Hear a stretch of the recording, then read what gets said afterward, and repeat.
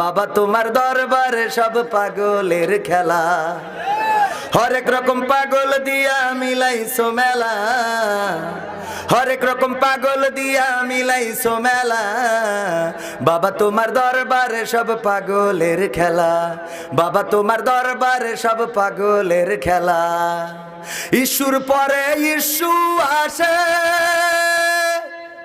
কত ইস্যু আসে পাশে।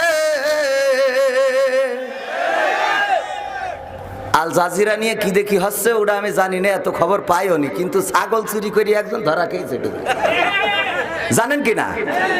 ইস্যুর পরে ইস্যু আসে,